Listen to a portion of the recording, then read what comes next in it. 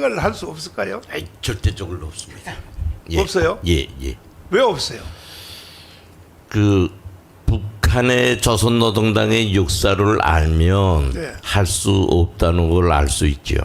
김일성이가 해방돼서 지금까지 김정은의 세습 체제가 이어올 수 있도록 정치 사상적 토대를 굳건히 해놨길래 그 정치적 사상적 통일이라는 게 조선노동당의 절대적 권위가 아직까지도 소멸되지 않고 국가의 중심에서 국가를 통치하고 있기 때문에 그 탄핵이라는 거는 할 수 없습니다. 그러면 김재규처럼 예. 김정은을 암살도 못할까요? 이제 그게 네. 우리 목사님뿐 아니라 네. 우리 대한민국에서 이제 오랜 기간 그런 말씀하는 분들이 많은데 그렇죠. 예. 그런 것이 왜 그런 생각을 가질 수 있는가 하면 우리 대한민국식 자본주의식 사고를 하기 때문에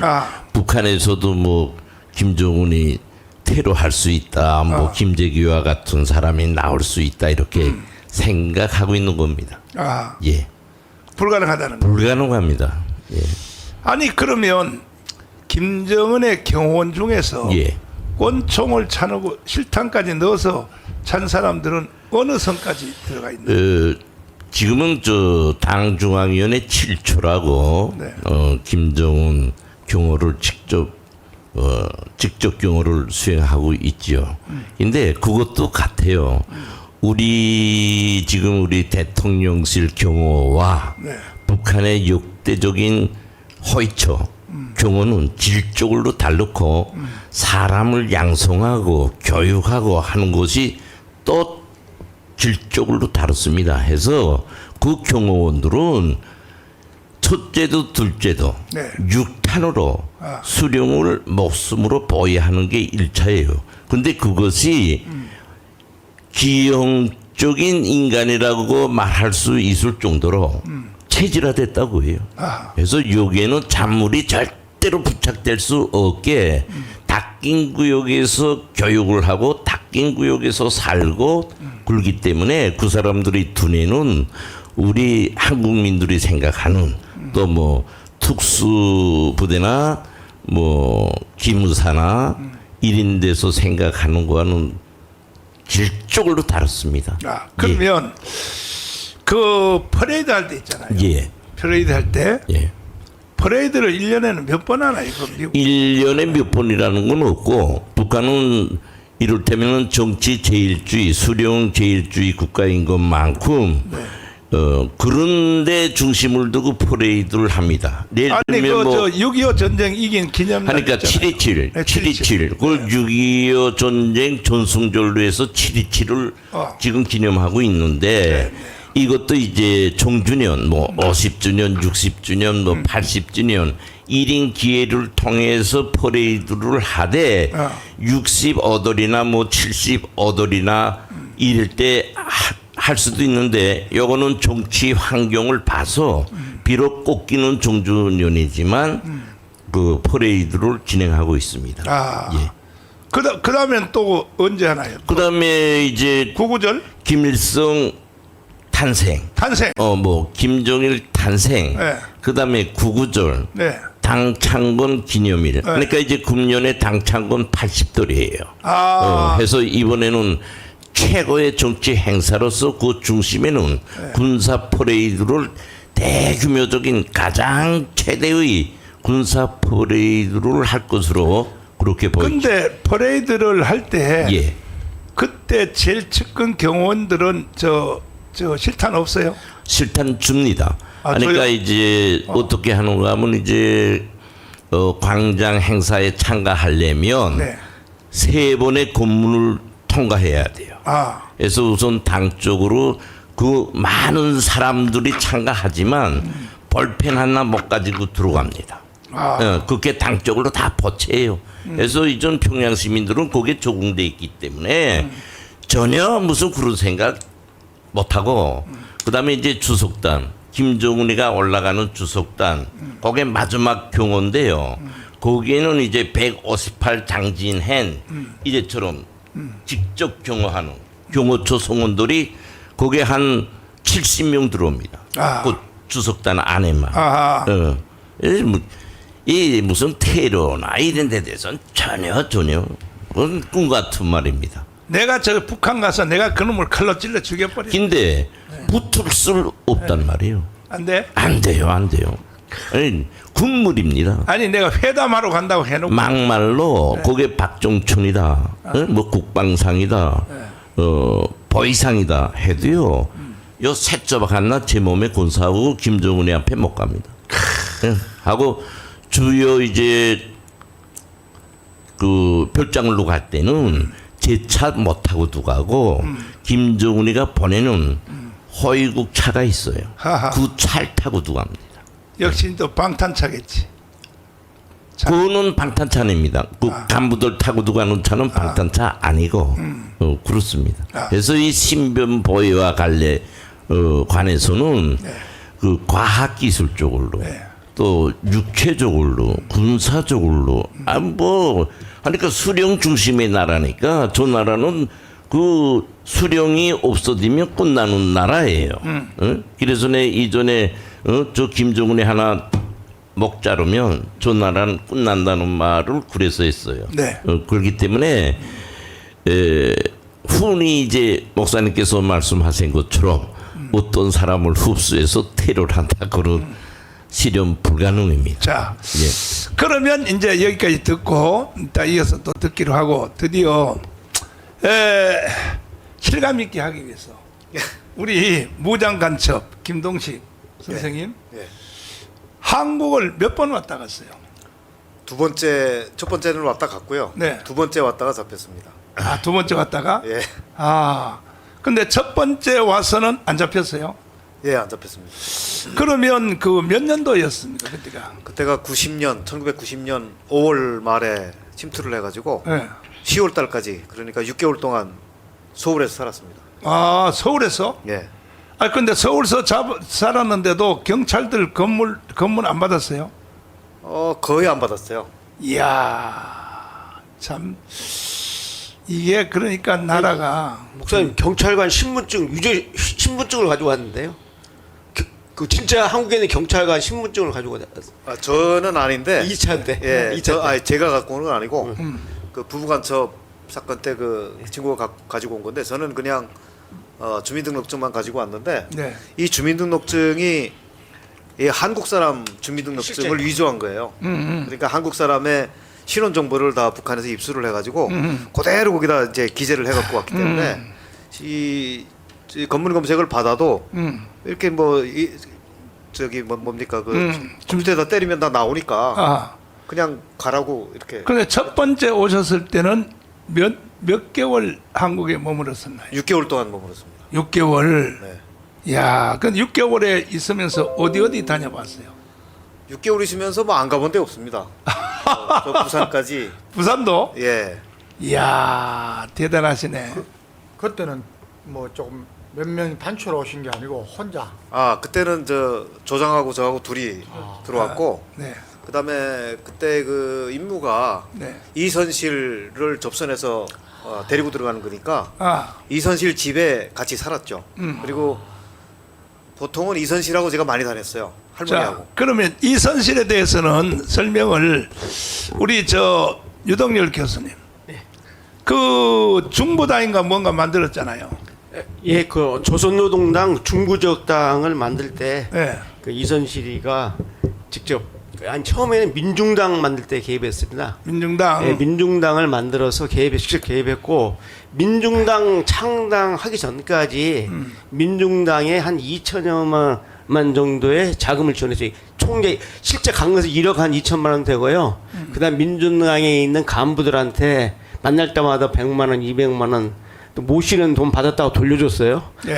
전체 그림을 그려보자면 북한이 해방 이후에 우리 김 선생님 북한이 해방 이후에 한 번도 남조선 적화를 포기한 적이 있나요? 없나요? 없습니다. 한 번도 없어요. 요 순간까지도 없습니다. 지금까지도. 그리고 이제 더 깊은 걸 이제 이따가 제가 한번 물어보겠는데, 그런데 이제 물리적으로 대한민국을 점령하려고 6.25를 일으켰잖아요. 그렇습니다. 황교안 장군님. 네. 6.25는 우리가 이긴 거예요, 북한이 이긴 거예요? 뭐 휴전이니까 네. 실제로 네. 그 당시에는 뭐 휴전이라는 게 이제 잠시 쉬는 거니까 네. 대외적으로는 비겼다고 보는데 그 결과가 엄청나죠. 지금은 뭐 비교할 수도 없을 만큼 그랬고, 사실은 북한이 엄청난 준비를 해서 남침을 했는데 네. 뭐 하나님이 도우신가 또 뭐 유엔군, 미군, 특히 한미 동맹 때문에 그걸 못했으니까 북한이 실패했다고 보는 거죠. 자, 그러니까 이제 그 이동열 박사님, 그러니까 이제 6.25를 물리적으로 해서 안 되니까 대한민국 안에 북한의 정당을 세우려고 한 첫 번째 사건이 68년도입니까? 그 저 통역단 사건. 예. 통역 사건 있죠. 그 통역단 사건 그림 다시 한번 보여주세요. 통역 사건. 이게 이제 역사의 흐름을 알아야 된단 말이야. 6.25 전쟁 물리적으로 해다 안 되니까 대한민국 안에다가 북한 정부를 세우려고 통역단 있지 않습니까? 이거 저 설명 한번 했어요. 통역단 저. 이렇게 보셔야 합니다. 북한이 이제 1950년 무력 남침 전쟁이 실패를 하자, 그렇죠. 이제 북한이 그 지하당 공작을 했죠. 그러니까 이 지하당이라는 것은 어떤 의미를 지냐면은 남한 혁명의 결정적 시기, 혁명의 주 객관적상이 도래하면은 지하당이 봉기를 해야 됩니다. 그렇죠. 그래서 이 지하당 공작을 해서 통일혁명이다, 또 인혁당이다, 그 최근에는 뭐 왕대상이다. 근데 이거 지금요 재미있어. 김종태 있잖아요. 예. 김종태. 요 도표 설명 좀 드릴게요. 네.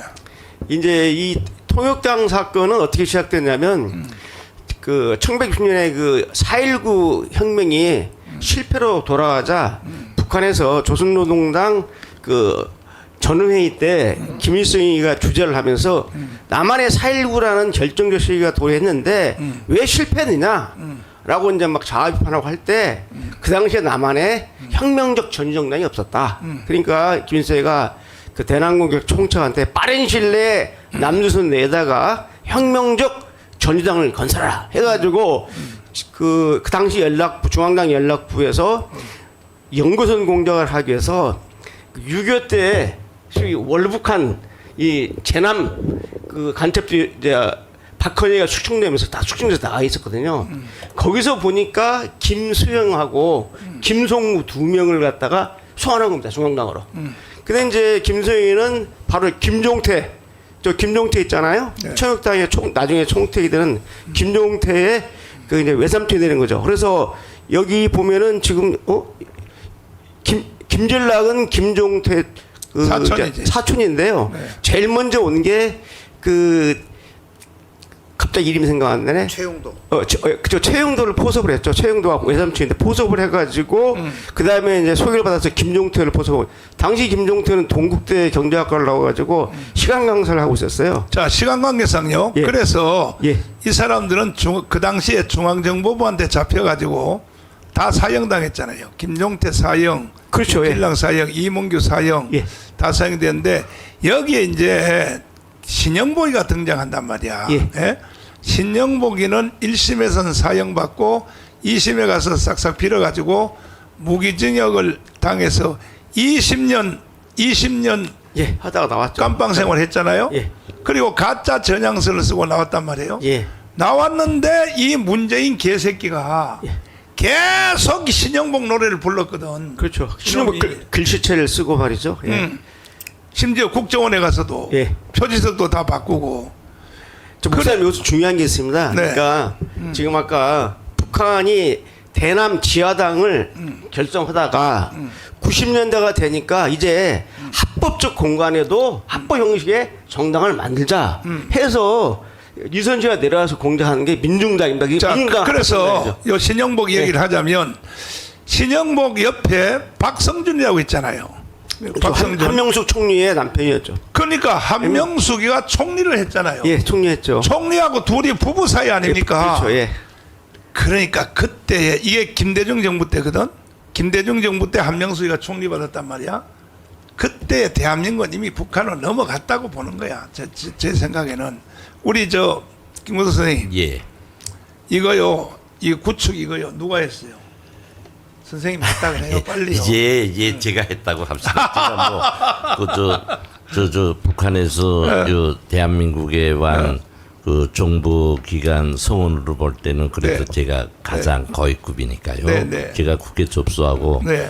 이 통일혁명당 사건은요. 이제처럼 김정태가 한 거 아니고 최영도가 있어요. 최영도. 최영대가 자기 조카에 물려가지고 북한에 3번 가서 아니 최영도는 누구예요? 최영도는 전라도 무성 사람이에요.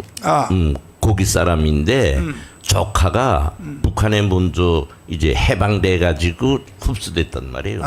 그래서 거기서 그 사람이 교육을 받고 최영도 자기 그 삼촌을 유도해 가지고 외삼촌이죠. 북한에 가서 이제처럼 노동당까지 입당하고 파견돼 나와 가지고 저 통일혁명당을 여기 최영도 나왔네. 예, 드디어 예. 전남위원장으로 돼 가지고 이제 저 김정태를 흡수해 가지고 이제 저 통일혁명당이라는 거는 우리 저 동식 그 선생도 있지만 네. 대외연락부가 남조선 혁명 지하당을 만드는 기본 부서예요. 그걸로 남조선 혁명을 완성시키는 부서인데 통일혁명당이 지하당 건설에서 완성된 당이었다. 네. 근데 여기에 주인공이 누구냐? 최영도다. 최영도. 네. 자, 그다음에 예. 이선실 있죠. 예. 이선실이가 그 제일교포로 일본으로 돌아갔습니다. 예, 신분 세척해가지고. 와가지고 예, 예. 전주에 와서 죽은 사람의 그 주민등록번호를 부활시켜가지고 민중당에 이제 침투를 했지 않습니까? 예. 민중당에 침투를 했는데 그때는 민중당이 없었습니다. 내가 여기서 하나 말할 거는 이제 신분 세척인데요. 네. 여기에 파견되는 모든 간첩들, 해외 나가는 이제 그 간첩들, 이제 말이 간첩이지 북한에서는 공작원입니다. 아주 핵심적인 군사라기처럼 키우는 게 공작원들이에요. 신분도 가장 투철하고. 한데 조선노동당 3.14 연락소에서 신분 세척을 해줍니다. 네. 그래서 요게 이제 우리 주민등록증을 갖다가 필요한 사람의 이름으로도 바꾸고 네. 파스포르트도 그렇게 다 처리하는데 네. 유능한 공작원들은 이제 그 세척된 그 위조된 위로 띄워. 그 신분증을 가지려고 안 기래요. 오리지널을 가지려고 하고 그러나 처음 파견되는 이 공작원들은 모르니까 주는 거 가지고 들어와요. 자, 이 지금 그 이선실이가 예. 이제 여기에 중간에 이제 실패해서 북한으로 갔는데 지금 북한에서 어떤 대접을 받았어요? 저기 지금 쏜 것처럼 2000년 8월 7일 날 저 사망했다고 나오잖아요. 이분이 이제 영성 저 초대소 대연락부 초대소에서 홀로 있다가 죽었어요. 거기에. 예. 그래서 당대연락부장을 얼마 오래 못했지요 들어가서. 자, 그다음에 김동식 선생님. 그러면 이제 목적이 첫 번째 저 한국에 저 간첩으로 왔던 목적이 이선식을 데려오라. 예, 그래서 데려갔어요. 데리고 왔습니다. 어디로 데려갔어요? 강화도로 데리고 왔습니다. 강화도로. 예, 그러니까 그 강화도가 그 반잠수정이 그 제일 많이 움직이는 데인가 봐요. 강화도까지 예. 반잠수정이 그 조그만 건데 사실은 그 기름통도 작고 그런데 그 반잠수정이 강화도까지 다이렉트로 들어올 수가 있습니다. 그러면 이선실하고 접속은 어떻게 했어요? 이선실이 그 당시에 어디 살았냐면은 동작구 대방동에 그 단독주택 2층에 살았습니다. 그럼 선생님하고 가까이 살았네. 아니 제가 찾아갔죠. 찾아가서 거기서 접선을 해가지고. 근데 찾아가는 것은 어떻게 북한 지령으로 찾아갔어요? 어떻게 하세요? 북한에서 제가 나오기 전에 네. 이선실이 어디에 살고 있는지를 다 파악하고 나왔습니다. 그래가지고 이제 그렇구나. 전화를 하고. 그다음에 이선실하고 접선할 때는 그 이렇게 말로 가서 하면은 잘 못 믿으니까 네. 이선실 같은 경우에는 금반지가 있었어요. 아, 네, 이걸 갖다가 확인시켜줘야 돼요. 아, 그러니까 금반지가 똑같은 금반지를 두 개를 만들어 가지고 네. 하나는 이선실이 가지고 있고 아, 하나는 북한 공작 지도부에서 갖고 있는 거예요. 이야, 그래서 그 아무거나. 공작 지도부에서 가지고 있던 금반지를 제가 가지고 나왔습니다. 그래서 제가 손가락이 어허. 굵으니까 세상에 새끼 손가락에다가 금반지를 차고 와가지고 이제 이선실한테 줬죠. 아무네. 그렇죠. 이게 확인해봐라. 네. 그러니까 그걸 가지고 어. 집으로 올라가더라고요. 올라가 보더니 아마 자기 거하고 비교를 해봤나 봐요. 그리고 내려와서는 이제 반갑다고. 혹시 그렇게 또 접선을 국정원에서 잡으러 왔나 그럴 수도 생각해가지고 있으니까요. 그렇지요. 네. 그래서 가자고 하니까 했어요. 예. 저 이선 씨가 따라 나왔어요. 이선실을 원래는 저희보다 먼저 한 개 팀이 와서 데리고 가려고 했었습니다. 아, 했는데 아, 그때 이선실이 1980년에 여기 남한에 침투해서 들어왔는데 신분 세탁을 해가지고 네, 88년쯤에 와서 같이 데리고 가려고 했는데 네. 이선실이가 안 가겠다고 그랬습니다. 왜냐하면 아하, 내가 8년 동안 여기 남한에 들어와 있으면서 한 일이 별로 없다. 그러니까 내 일 좀 해놓고 갈란다. 아하, 그러니까 그렇게 허락을 해줘라. 그래서 북한 공작 지도부에서 그런 일을 하고 와라. 그래서 이제 2년 동안 더 놔둔 거죠. 아, 그래서 저희가 90년에 와서 이제 가자고 하니까 이선실은 뭐 당연히 자기가 본인이 가겠다고 했으니까. 근데 문제는 뭐냐면 그 당시 이선실의 그 나이가 75세였습니다. 꽤 많았네. 네, 75세여서 네. 저희가 이제 그 뭔 얘기를 했냐면 당신은 합법적인 신분도 있고 그때 여권도 있었습니다. 그래서 여권을 가지고 비행기를 타고 홍콩으로 가서 홍콩에서 이제 중국 쪽으로 들어가라. 아. 그랬는데 아, 이선실이 끝까지 자기는 그냥 배 타고 가겠다. 야, 다이렉트로. 아, 아마 그래야 북한에 가면 김일성으로부터 음, 뭐 칭찬도 들을 수 있고 아마 그 당시에 뭐 하여튼 그 구체적인 이유는 저한테 얘기는 안 하는데 자기는 무조건 배를 타고 가겠다. 다이렉트로. 나 네. 중국으로 안 가겠다. 네. 그래가지고 뭐 어쩔 수 없이 저희가 그러면 같이 가자. 네. 그래서 북한에다가 보고를 해가지고 네. 반잠 수정이 어디까지 들어왔냐면은 그 강화도에 가면은 네. 외포리라고 외포리 항이 있습니다. 외톨이 그 송모도 옛날에 그 네. 배가 왔다 갔다 했던 김영한 선생님도 그 같이 그- 같은 그- 데입니다. 같은 예예예. 거기가 주로 침투 루트였습니다. 진트루트. 예예. 야, 그래서 일단 싣고 갔어요. 네. 가는데 얼마나 걸렸어요? 저기 그 해주까지 가는데 네, 한 6시간 정도. 6시간. 예. 얼마 안 걸리네. 아니 뭐 거기서 바로 가니까요. 그러면 해주에 도착하고 나서는 어떻게 갔어요? 해주에 도착하니까 그 항구에 예. 그 차관이랑 다 차를 가지고 나와 있어서 거기서 만나가지고 음. 해주 시내로 이동해서 이제 아침밥을 먹고 그러니까 밤 12시부터 행동을 했으니까요. 네. 그래서 먹고 한 9시 10시쯤 되니까 헬기가 떴어요. 아, 그래서 지금 나중에 알고 보니까 어. 김정일이 직접 야 그 헬기 가지고 와서 데리고 와라. 카하. 왜냐하면 그때 또 무슨 상황이 있었냐면 네. 여기 국내에 있는 그 주사포 운동권에 있던 사람을 포섭을 했었어요. 황인호 씨라고 사북 탄광 노동자 그 파업 주도했던 사람인데 아하.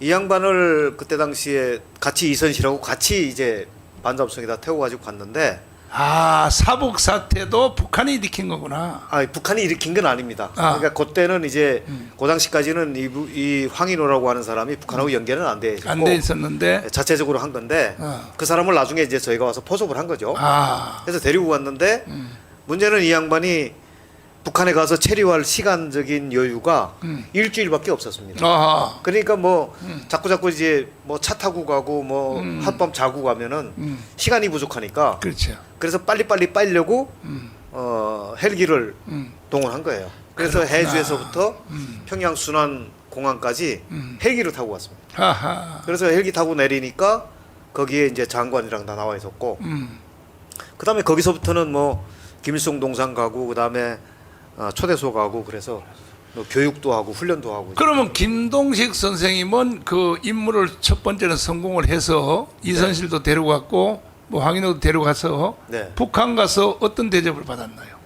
첫 번째 북한 가서는 일주일 만에 그 김정일, 김일성이 사인을 해서 공화국 용칭호하고 국기훈장 제1급을 받았어요. 영웅? 예, 북한은 영웅이 최고잖아요. 최고죠. 이야. 그 저기 뭐 그 뭡니까 그 군사 퍼레이드 같은 거 하면은 장군들이 여기 뭐 맞아, 노랗게 맞아, 훈장을 맞아, 갖다가 맞아. 한 바닥씩 나오는데 맞아요. 그 무거워서 어떻게 다는지 근데 모르겠어요. 그게 어. 100개 달아도 용칭호 하나만 못합니다.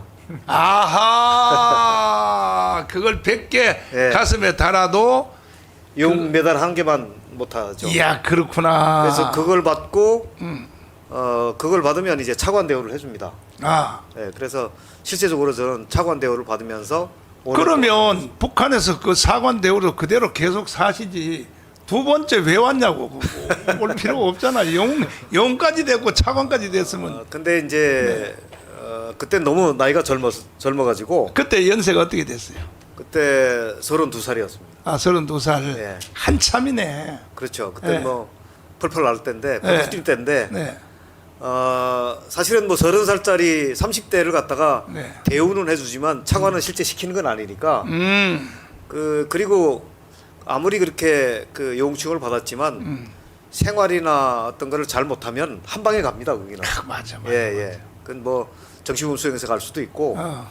그래서 저는 그 당시에 좀 더 일을 해야 되겠다라고 생각을 하고 있었는데 문제는 앞에서 이제 말씀하셨지만 제가 만들어놨던 황인호 씨를 포섭해서 만들어놨던 조선노동당 중부지역당 사건이 터져서 그 간첩단이 다 망가진 거예요. 제가 만들었던 간첩단이. 그러니까 저로서는 제가 한 일이 다 이제 물거품이 됐으니까 뭔가 좀 더 해야 되겠다. 영웅 친호 영웅을 받았을 때는 월급을 얼마 타요?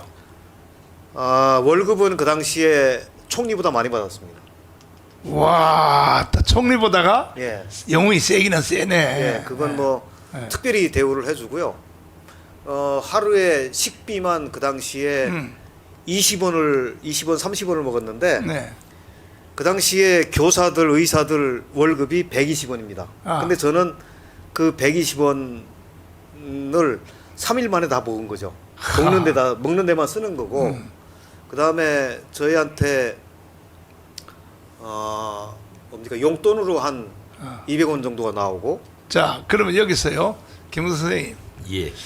200원이면 우리 한국 돈으로 얼마 정도 돼요? 지금 한 달러에 아마 북한에서 8,200원 합니다. 그러면요. 그러니까 200원이니까 네. 이게 뭐 달러로 치면 네. 뭐 한 6분의 1달러 됩니까? 아니 별거 아니네 그런데. 그러니까 이 그것을 이제 우리가 수평 쪽으로 우리 돈하고 북한 돈을 비교하는데요. 그렇게 하면 안 됩니다. 안 되고. 왜기는 가면 돈의 가치가 다르단 말이에요. 근데 쌀 한 대 얼마에 사느냐? 난 뭐 그것도 그런 가격은 모릅니다 사실. 예, 그런 걸 모르고 살았기 때문에. 근데 이제 우리가 뭐 좀 못한 사람들이 한 달러임이 한 뭐 150만 원에서 200만 원이다 하면 뭘 떼고 하면 사실 그렇지 않습니까? 맞아요. 그러나 이 돈이 북한에 가면요, 이거는 우리 대한민국에서 1,000만 원보다 더 큰 돈이에요. 왜기는가 하면 북한에서는 쉬운 말로 다 공짜단 말이에요. 자, 그다음에요. 두 번째 침투는 어디로 하셨어요? 첫 번째도 통로가. 제주도로 했고 아. 두 번째도 제주도로 했습니다. 제주도로? 예. 제주도가 들어오기가 제일 쉬워요. 그 북한에서는 아무래도 그러니까 북한으로부터 가장 멀리 떨어져 있고 그다음에 섬이고 그 제주도는 뭐 섬이니까 그 섬을 다 커버를 할 수 없다. 근데 제주도 오기 전에 그 델다 주는 그 모선이 있을 거 아니에요. 제주도로 올 때까지는 네. 제가 스스로 혼자서 오는 게 아니고 네. 저희 그 공작원들을 제주도 그 육지에까지 네. 안내해주는 아. 안내 요원들이 있습니다. 안내 요원. 선박이. 이용해서. 그거 내가 보충 좀 해주죠. 네. 저 이제 저 김동식 저 선생은 이제 공작원이에요. 그렇지. 그러니까 그 그때 당시에는 사회문화부입니다. 사회문화부 아마 일가에 소속된 공작원이죠. 하면 이제 이순실이 복귀 공작을 이제 대연락부가 하지요. 네. 하면 그것을 침투하고 복귀하는 거는 어디 하고 하는가 하면 작전부하고 합니다. 조선노동당 작전부. 여기에 이제 전투원들이 이제 모성과 반잠수함, 이걸 가지고 이제 제주도면 제주도까지 이 모든 거는 작전부에서 해요. 몸만 실려서 가는 거지요. 땅에 들어와서 작전 활동하는 거는 대연락부가 해주고 이 후송하는 이 모든 공정은 작전부가 합니다. 그렇게 가지고 이제 협동하에 사회문화부와 작전부의 협동하에 이 공작을 완성시키는 겁니다. 예. 그런 자, 일종으로 됩니다. 우리 김동훈 선생님, 저기 그 간첩들끼리 있잖아요. 예. 그 뭐 친목회도 하고 모임도 하고 그렇게 할 수 있어요. 간첩들끼리. 아니 그건 저 뭐야 목사님. 여기 남파 간첩이요. 그렇지. 여기 아니, 북한 얘기만 잡힌 사람이 저하고 한 서너 명 되는데 예. 뭐 과거에는 만나서 술도 마시고 그랬습니다. 아, 근데 요새 최근에는 뭐 좀 뜸하긴 한데 예. 뭐 좀 몸이 안 좋은 분도 있고 아, 또 그래서 그렇긴 합니다만은 몇 년 전까지는 이제 만나서 같이 모임도 하고 그랬습니다. 아니 근데 현역 간첩들끼리도 그 모임을 할 수 있어요? 현역이요? 아. 아이 절대로 안 됩니다. 안 돼? 네, 그거는 우리 김 왜냐하면 선생님 대답 한번 해보세요. 그건 할 수 없고요. 할 수 없어요. 예, 원래 공작 방법은 총선 점조직으로 되어 있기 때문에 그런 거는 사고입니다. 아. 이제 그러니까 자기들 두 명이 한 조죠. 이제 그거는 북한에서 파견할 때 1인조에 2명이 될 수 있고 3명이 될 수 있고 아, 단독으로 될 수 있고. 단독도 될 수 있고. 그렇습니다. 근데 공작 활동과 관련해서는 대체로 1인 1조예요. 그러나 전투원들은 1인 3조 내지 1인 5조입니다. 그렇게 됐기 때문에 원칙은 간첩끼리 얼굴을 맞대게 못해요. 그래서 이제 저 대연락부 그 초대서는 어디 있는가 하면 저 원활이라고 순안 거기에 있는데 거기에 지금 허동이 한 15개 있어요. 다 개별적 허동에 들어가 있단 말이에요. 그래서 거기 걸어 다닐 때도 자기 얼굴 노출을 위해서 우산 쓰게 해요. 그거는 자기 자신을 위해서 필요하다고 하죠. 이 공작원 속에서도 변절할 수 있는 공작원이 있기 때문에. 네, 자, 예. 지금 댓글에 자꾸 예. 뭐 WB, WCC, WEA 자꾸 그 소리 하는데 제발 좀 그런 소리 하지 마요. 1000만 조직이 안 되면요 WCC, WEA 절대로 못 없앤다고. 그 중간에 자꾸 엉뚱한 소리 하고 난리야. 빨리 1000만 조직을 빨리 완성하라 이 말이야. 완성하면 우리는요 대한민국의 전체를 다 정리할 수 있어요. 공수처도 없앨 수 있고 헌법재판소도 없앨 수 있고 그리고 또 중앙선관위도 없앨 수 있고. 내가 그렇게 방송하는데도 또 자꾸 헛방 지르고 난리야. 뭐 WEA, WBC를 문제를 해결하가. 제발 좀 그런 소리 하지 말어. 정말 방송도 안 듣고 말이야.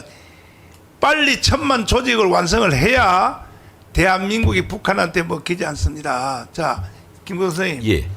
이번에 예. 실제로 배후에 말이야. 예. 윤석열을 탄핵시킨 배후에는 누구 있어요? 난 이미 전에 말했지만 그렇죠. 오늘의 이 사태는 북한 노동당 특히 정보기관에 80년에 걸쳐서 대남 적화 공작을 해완 결과물이라고 좀 결론하고 있는 사람이에요. 예, 그렇지 않고는 이루지 못합니다. 아직도요 우리 그 각 지역, 각 부처에 북한에서 파견된 거기에 흡수된 조금 약하게 말하면 좌파 세력이 다 차지하고 있다고, 다 먹었다고요, 사실은. 근데 지금 우리 보수 국민들, 보수 정치인들, 보수 관료들이 안일 해야하고 이념적인 사고가 없고 북한을 잊고 익하고 살다라니까 맹아적으로 살다라니까 지금 이런 엄중한 사태 체제가 생존하냐 아니면 북한 노동당 체제에 의한 독재 체제가 세워지냐. 네, 그게 이제 자본주의의 단점인데. 그렇죠. 유동열 박사님. 결국은 이제 그 중부 그 아까 이선실이 만든 정당 저 당이 민중당이죠. 민중당을 만들어 민중당이 그게 이제 조선노동당 중국이죠. 해체가 되니까 예.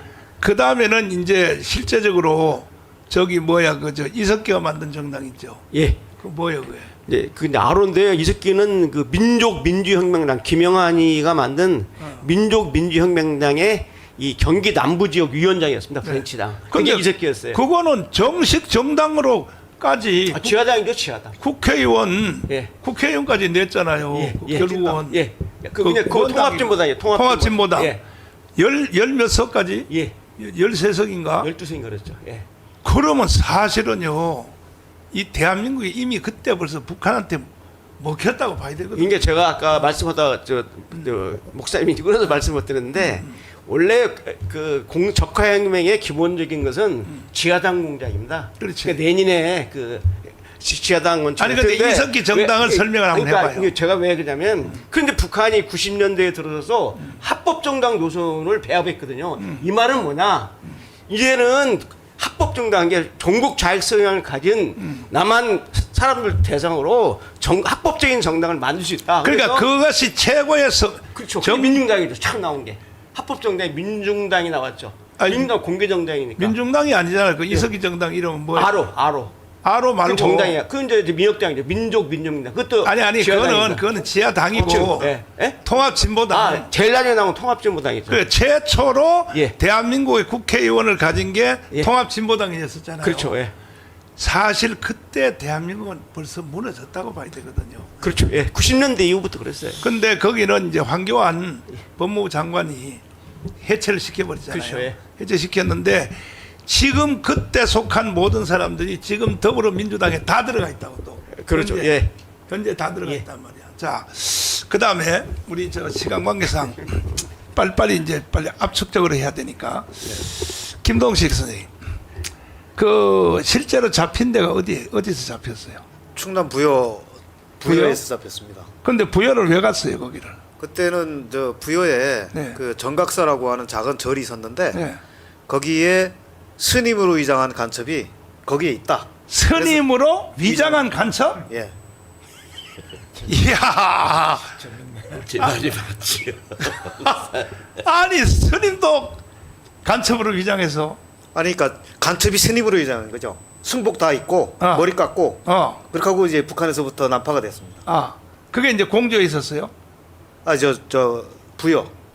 부여에 이제, 부여에? 예. 근데 그 사람을 접촉하러 갔어요? 예. 거기에? 거기 접선하러 갔습니다. 접선하러? 이선실처럼 접선해 가지고 데리고 가려고. 아 데리고 가려고. 예, 예.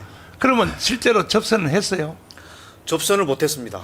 왜요? 접선하러 가서 결국 총격전이 붙었는데 왜냐하면 이분이 80년에 난파가 됐는데 80년 봄에 난파가 됐어요.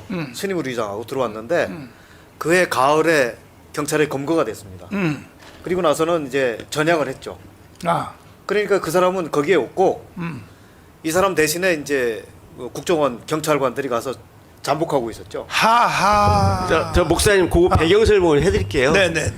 1980년대에 저희 그 당시 서울시 경찰국의 대공분실에서 그 간첩을 권모 간첩을 전두식인데요. 여기 이름이 검거를 했습니다. 검거를 했는데 이 전두식이를 체포한 사실을 보안에 붙이고 걔가 가져갔던 무전기하고 난수표, 아무대표를 가지고 우리가 지금 게 우리 김동식 잘 몰라요. 자 이거 어떻게 그래서 저희가 스님으로 내려온 게 아니라 그러니까 역공했구만 역공. 그래가 역공을 했죠. 계속 정기적으로 보고를 했습니다. 아하. 보고를 하고 했는데 이제 내려온다고 연락이 온 거예요.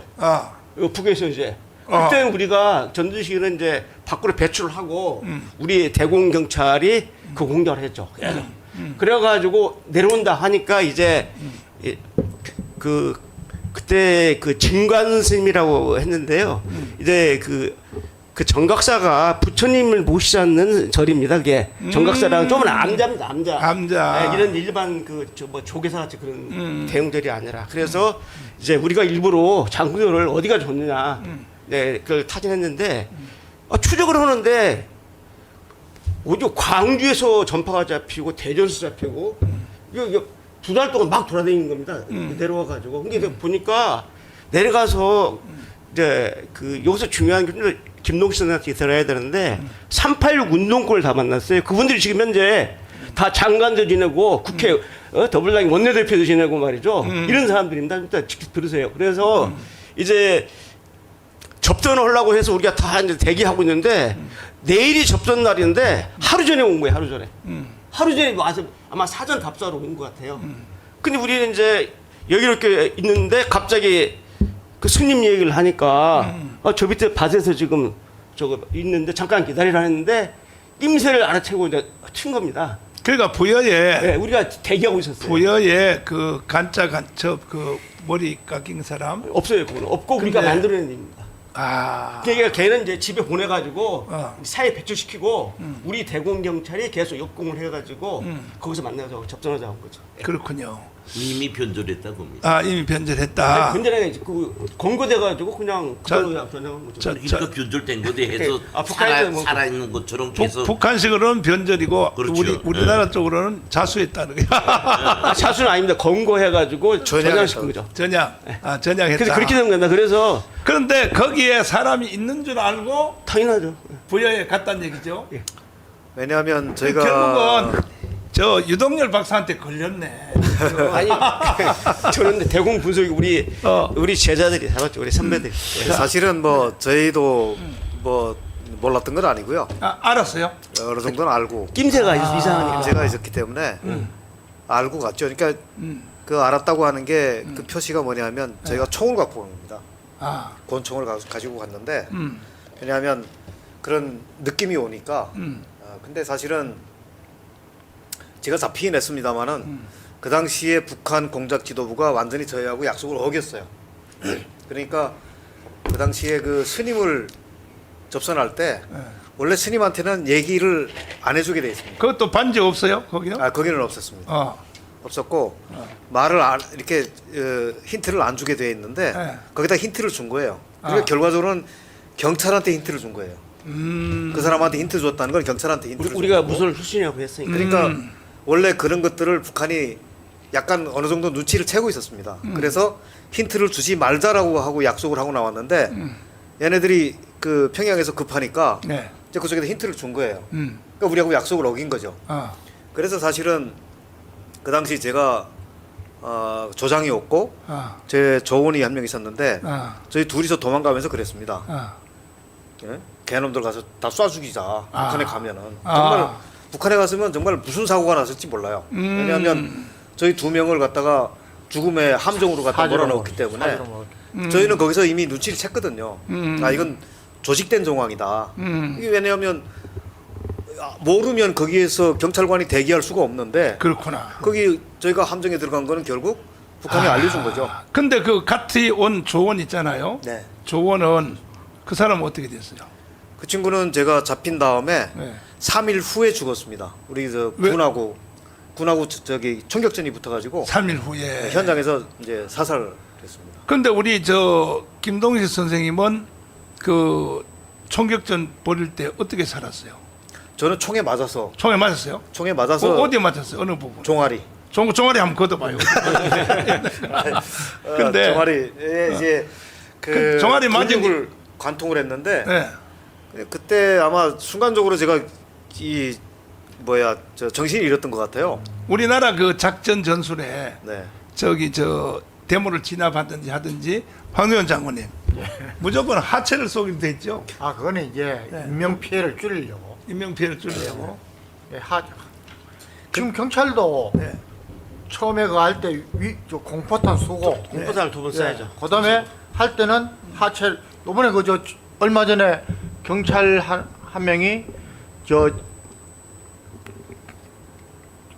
죽였습니다. 그 이게 정당방위냐 뭐냐 해가지고 정당방위로 그거 됐습니다. 정당. 그게 이제 그 하체를 겨냥했다는 그게 나왔었거든요. 그래서 이제 하체를 맞고 네. 하체를 맞으니까 기분이 어때요? 아니 기분이 아니, 아니, 그때는 총 맞은 사람들은 피가 충격이 흐르면 크지. 피가 흐르면 쾌감을 느낀다는데. 아니 근데 네. 그때는 저는 총에 맞았는지도 몰랐고 아 그냥 뭐 깜빡 아마 정신을 잃었던 거 아니 근데 같은데 총 맞고 뛰었어요? 아니요 못 뛰었어요. 못 그래서 뛰었어요? 그냥 꼬꾸라졌습니다. 근데 왜냐하면 거기 총 맞은 장소 어디 논두렁이에요 어디예요? 아니 저 그 논산하고 부여간 국도인데 아. 국도 바로 옆에 이제 산이 이렇게 있어요. 아 산이. 그 산 쪽으로 난 오솔길 쪽에서 맞았습니다. 아하. 돌아서다가. 아. 왜냐하면 그 당시에 경찰관들하고 저희하고 거리가 네. 한 10m 한 20m 정도밖에 안 됐어요. 아하. 그래서 이제 같이 총 쏘고 돌아서 튀다가 이제 그러면 경찰하고 군인들이 총 출동 다 됐어요?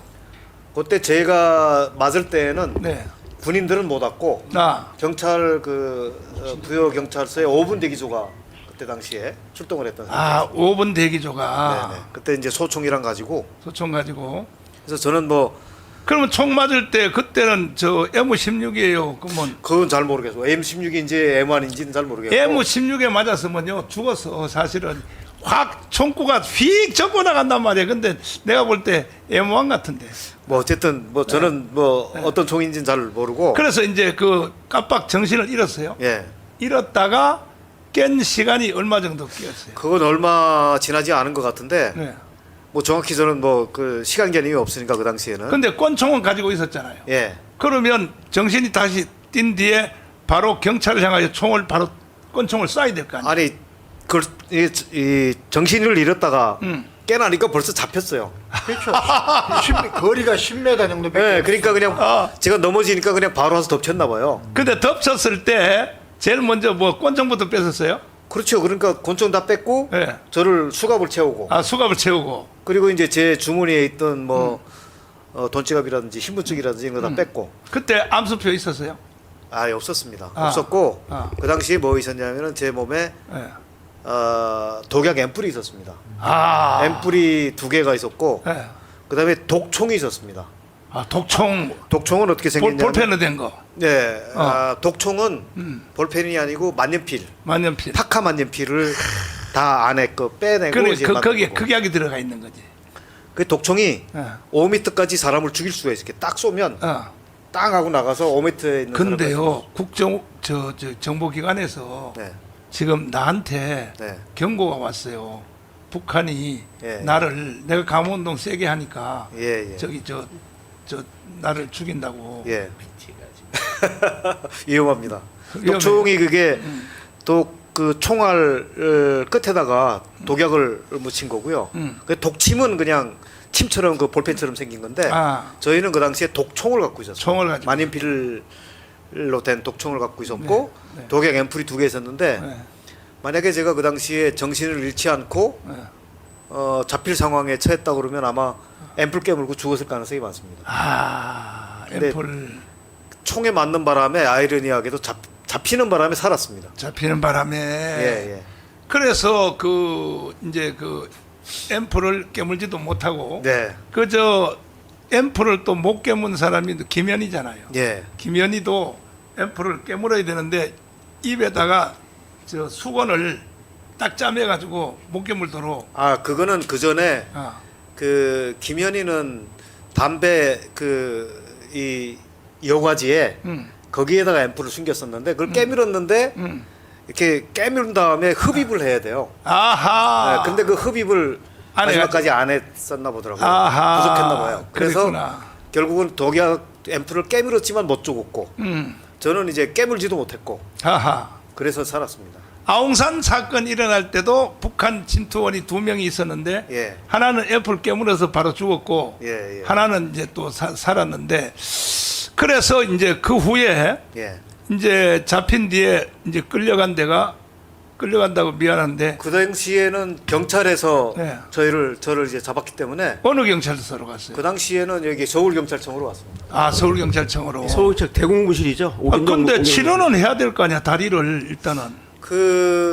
이제 그때 잡혀가지고 어딜 갔냐면은 맨 처음에 간 데가 저기 부여 경찰서에 들어갔어요. 아 부여 경찰서. 경찰서에 가서 이제 유치장에 들어가 있는데 부여 시내에서 아마 그 외과 의사가 왔죠. 와가지고 저를 이렇게 보더니 이렇게 막 처치를 하더니 이게 총알이 들어가 박힌 것 같은데요. 그리고 갔어요. 그래서 이제 그날 밤중으로 앰뷸런스를 타고 올라와서 저는 그 다음 날이라고 기억하는데 또 다른 분들은 그날 밤이라고 그러더라고요. 근데 어딜 갔냐면은 경찰병원에 갔습니다. 경찰병원. 경찰병원에 가서 엑스레이를 찍었는데 네. 엑스레이를 딱 찍고 나서 판독을 해보니까 그 의사가 하는 말이 관통했네요 그러더라고요. 관통했구나. 네, 그래서 이제 관통한 줄 알았고 그래서 거기서 이제 관통을 하면 그냥 뭐 이 상처처럼 일반 상처처럼 그냥 처치하면 끝납니다. 아니 근데 수혈이 피가 많이 나올 텐데. 피를 그 당시에 제가 잡혀서 부여경찰서까지 이제 이 차를 타고 갔는데 그렇죠. 저는 그 당시에도 내가 총에 맞았는지를 몰랐어요. 사실은. 왜냐하면 뭐 누구도 그걸 얘기해 주는 사람도 없고 저도 그때 당시에 정신을 깜빡 잃었기 때문에 어떤 상황이 벌어진지를 모르고 네. 그런데 차에 타려고 이렇게 두 사람이 저를 두 사람이 저를 양 팔에 끼고 데리고 가는데 이 왼쪽 다리에 맞았는데 왼쪽 다리를 이렇게 딱 디드니까 다리가 없는 것 같아요. 그냥 완전히 고꾸라졌습니다. 그래서 이게 뭐지? 그리고 이제 그러다 보니까 이 두 사람이 이제 저를 질질 끌고 가서 이제 차에다 태웠는데 태워가지고 이동을 하는데 가만 보니까 이게 뜨끈뜨끈한 게 밑으로 막 흐르더라고요. 그러니까 이게 계속 피가 흘렀던 거예요. 피가 흘렀지. 그래서 이제 그 부여경찰서 들어가니까 바로 일단은 다리를 올리고 그 지혈을 시키고 그다음에 의사를 부르고 그래서 그때 처치를 해가지고 그 다음부터는 피를 흘리지 않았기 때문에 큰 문제는 없었습니다. 그다음에 이제 저 경찰청에서 치료를 받고 난 뒤에 네. 그 다음에는 어디로 이동했어요? 그때 경찰청 그 대공분실에서 네. 한 거의 한 달 동안 아마 조사를 받은 것 같아요. 한 달 동안? 네, 그렇게 하고 나서 이제 국정원 쪽으로 또 넘어갔죠. 그러면 거기서 조사받은 내용은 어떤 내용이에요?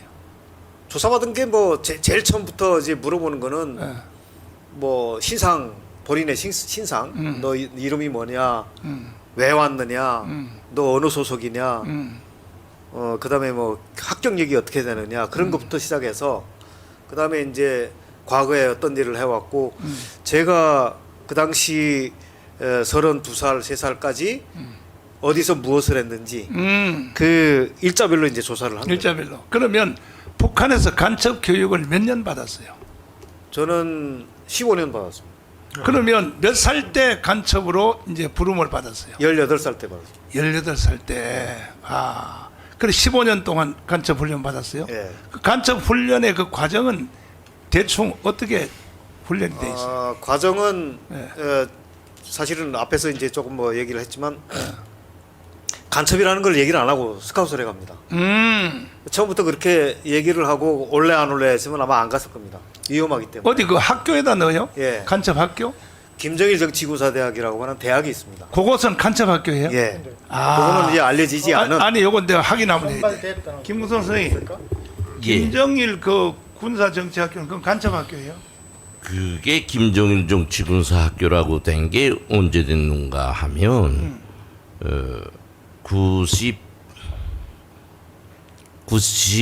89년도 아니면 90년도에 됐어요. 거의 비슷하네. 그 전까지는 130 연락서, 조선노동당 130 연락서 해가지고 이제 그는 작전부 소속입니다. 근데 핵심은 그게 간첩 학교예요? 거기는 간첩 및 일반 학부도 전투원. 하니까 이렇게 저 김동식 선생처럼 공작원 양성하는 데가 아니에요. 거기는 전투원 양성하는 데입니다. 전투원. 그러니까 전투원이 뭐냐? 아까 말한 것처럼 간첩을 파송, 복귀, 그다음에 파괴 뭐 이런 말 맞다나. 자, 그런데 거기에 이제 졸업하고 사회문화부에 112 연락소라고 있습니다. 거기에서 이제 그 전투원에서 졸업하면서 우리가 좀 필요하다. 이번엔 대남 공작원을 침투할 공작원을 2-3명 필요하다. 하면 거기서 골라가지고 자세 간첩 교육 좀 줄이기 위해서 그때에 몇 명이 입학했어요. 그 김정일 그 저 전투 요원 학교에 그 당시에 저희 동기가 한 200명. 제가요 꼭 경찰 같죠. 예, 한 200명. 괜찮습니다. 좋습니다. 그렇게 이제 질문하시는 게 저로서는 네, 답변하기도 좋은데 네. 한 200명 정도 입학을 해서 신병훈련을 2개월 동안 합니다. 아, 신병훈련을 2개월 하고 네. 40명을 잘라버려 20%를. 아, 걔네들은 집에 보내고 아, 한 160명을 가지고 이제 훈련을 4년 동안 정말 뭐 혹독한 훈련을 합니다. 아. 그래서 뭐 모래 주머니 저 차고 뛰어요. 모래 주머니가 아니고 모래 배낭이라고 그래야죠. 모래 배낭. 배낭을 아, 한 4개로 이렇게 등분을 나누어 가지고 거기다 네. 모래를 다 집어넣고 아, 그렇게 하고 이제 지면은 그게 모래 배낭이 한 15kg 내지 20kg가 나갑니다. 그러면 그 저 김신조 1, 2, 4군 부대 있죠. 예. 거기하고 훈련이 어디가 더 세요? 저희가 더 세죠. 야, 그렇구나. 그건 뭐 어마어마하게 목사님 내가 여기 간탐하죠. 김신조 말 나왔는데 네. 그는 무력부가 운영하는 정찰국이에요. 정찰국. 아, 정찰국. 하고 지금 여기서 저 김동식 선생이 말하는 조선노동당 130 연락소는 조선노동당에서 운영하는 그 특수 훈련소지요. 아하. 그래서 질적으로 저 무력부 정찰국하고 조선노동당 연락소하고는 하늘 땅 차이예요. 그래서 가장 강도 높고 정신적으로 완결하고 그런 데가 이제 130 연락소지요. 이제 그 동식 선생 말인데 그때는 4년이다 이랬지만 지금은 6년입니다. 6년 하고 각 연락소들에 파견해 버려요. 그다음에 이제 거기에 졸업한 사람이 총 몇 명이 됐어요? 그때 동기가 160명이 졸업을 했는데 160명 졸업하고 난 뒤에는 그다음에 또 교육을 과정을 어디로 가야 돼요? 저는 그 당시에 졸업하면서 예.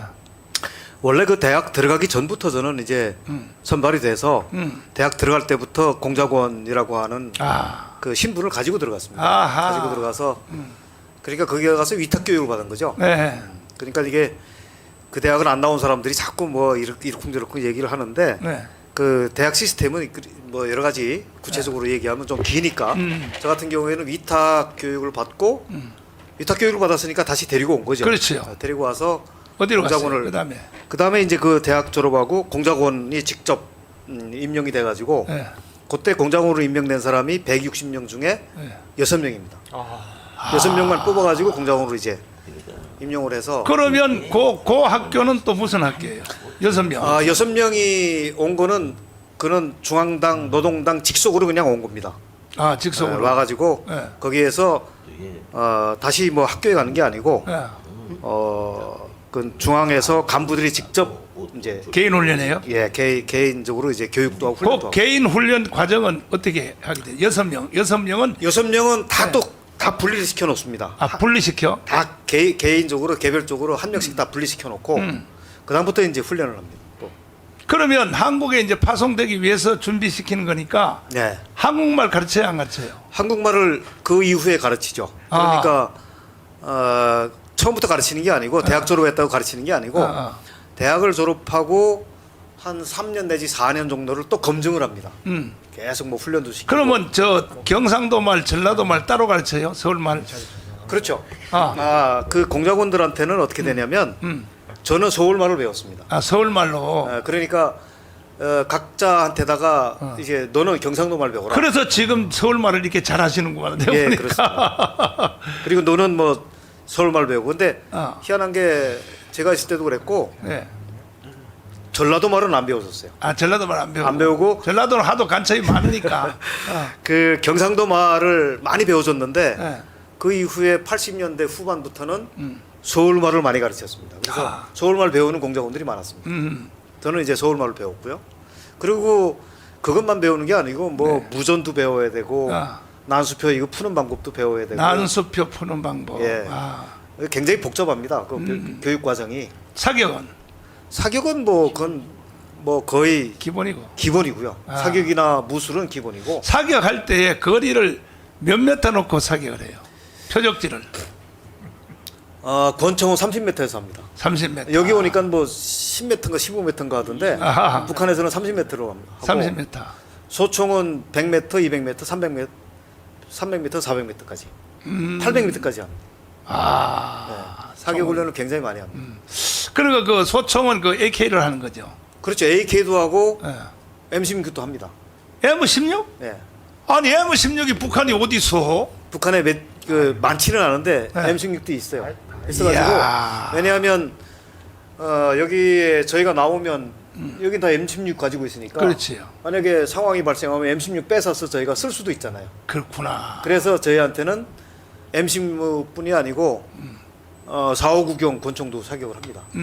그래서 이 적군 무기 사격이라고 그래서 한국군이 이제 가지고 있는 네. 그런 무기들을 다 한 번씩은 몇 번씩 쏴봅니다. 저 김은수 선생님, 예. 김은수 선생님은 저 김동진 선생을 파송했잖아요. 김덕식 선생 공작원 할 때 내가 거기에 지도원했습니다. 지도원. 예, 그러니까 뭔가 하면 참나. 이제 대남 연락처가 그렇게 돼 있어요. 저 공작원들이라는 거는 자기 마음대로 사고하고 행동하지 못합니다. 그래서 파견하기 전에 그 상급 지시에 의한 공작부서 해당 과가 있으니까 그 과에 이 김동식 하면 그 담당 지도원이 있어요. 지도원이. 그 위에 부과장이 있고 과장이 있고 그 담당 부부장이 조금 전에 있고. 여기 댓글에 예. 지도원이라고 나오는데 예. 저 사람 틀림없이 전향한 간첩 같아.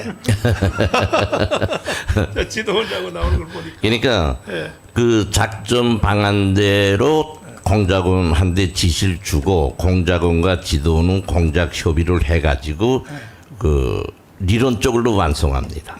그래가지고 이제 뭐 우리 남한에 파견되고 그렇게 하죠. 한마디로 공작원은 자기 단독적인 결심에 의해서 행동하고 이렇지 못해요. 원칙적으로는 너버뚜적 자체 사고를 가진 사람이죠. 그래서 공작 균율에 의해서 움직이는 거지 제 마음대로 하고프면 하고 말고프면 말고 이런 게 아닙니다. 김동수 선생님, 실제로 마음속으로 내가 이제 대한민국에 살아야겠다. 더 이상 뭐 자살하거나 하지 않고 내가 전향을 해야겠다. 그렇게 딱 분기점, 그 언제쯤 그렇게 생각이 됐어요? 제가 잡혀서 한 2년 후에 그런 네. 생각을 했습니다. 2년 후에. 왜 그랬냐면 네. 그때도 이제 뭐 그런 어떤 제 마음의 심경의 변화가 이제 속으로부터 있어서 그런 게 아니고 그때 2년 후에 어떤 일이 있었냐면은 그 부부 공작조가 와서 잡혔습니다. 그러니까 이 부부 공작조가 둘이 이제 부부가 와가지고 활동을 하다가 남자 여자가 다 잡혔는데 그 잡힌 다음에 제가 그 남자 공작원을 가서 만났어요. 그 이제 국정원에서. 예, 만났는데 예. 그 친구가 저한테 저희 가족이 다 숙청됐다라고 하는 사실을 알려줬습니다. 아하. 그러니까 그 전까지는 저는 보통은 이제 공작원들이 잡히면 아니 영혼까지 칭호를 받았는데 가족을 숙청해요? 네. 이야, 저는 그럴 정말. 거라고 생각은 했는데 음. 그냥 막연히 우리 가족 숙청됐겠구나라고 생각은 했는데 네. 그래도 혹시나 그래도 설마 그러면서 미련을 조금 갖고 있었어요. 가족이 누구 있었어요? 뭐 부모 형제죠 뭐. 그런데 그런 미련을 갖고 있었는데 그 친구로부터 그런 확실하게 이제 확인을 하니까 내가 참 바보였구나 그런 생각을 하고 제가 뭐 의도적으로 자수한 것도 아니고 결국은 총에 맞아 잡혔는데 그렇죠. 그럼에도 불구하고 우리 부모 형제가 무슨 죄가 있습니까? 그렇죠. 아들 잘 키운 죄밖에 없거든요. 맞아요. 그런데 그 아들이 그 자수한 것도 아니고 그냥 총에 맞아서 잡혔는데도 숙청을 했다? 그런데 그 체제를 위해서 내가 충성을 한다? 그건 말이 안 되잖아요. 그래서 그때 그냥 완전히 그냥 제가 돌아버렸습니다. 이건 안 되겠다. 쟤네들은 결국은 내가 쟤네들하고 싸워야 되겠구나. 그때 이제 마음을 확실하게 바꿨습니다. 저 국정원하고 하나원에서 교육받았어요? 아닙니다. 저는 뭐 그런데 안 가고 하나원은 제가 잡혔을 때는 아예 없을 때고. 그러면 개인적으로 1대1로 막 서울 시내 다 보여주고 이제 교육. 아니요. 저는 북한에서부터 서울을 다 알고 나왔으니까 다 알고 왔으니까. 특별히 교육받을 게 없었습니다. 아, 그래. 뭐 남한에서 병원에 어떻게 가는지, 지하철 어떻게 타는지, 네. 그건 뭐 제가 다 알고 나왔으니까 이야. 뭐 그냥 밖에다 내놓으면 저는 뭐 어. 돈만 있으면 살 수 있는 그런 능력이 있었으니까 이야. 교육은 안 받았습니다. 그 공작 파송할 때에 네. 한국 돈 줬어요. 네, 좋습니다. 아, 보통 공작원들이 나올 때는 네. 한 4,500만 원 정도는 한국 돈을 갖고 나옵니다. 아, 한국 돈을. 네, 그리고 나머지는 뭘 갖고 나오냐면 네. 미국 달러를 갖고 나옵니다. 달러.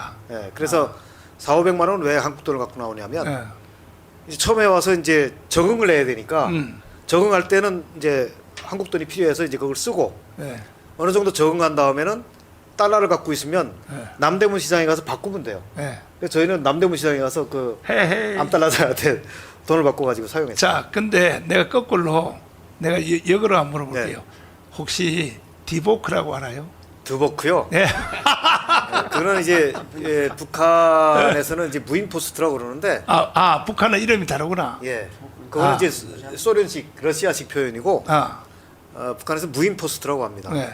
그건 뭐 제가 엄청나게 많이 그거를 갖다가 썼기 때문에 처음에 성공하고 돌아갔을 때 네. 거기 저 디보크에 가서 돈 많이 찾았어요. 아니 그거는 네.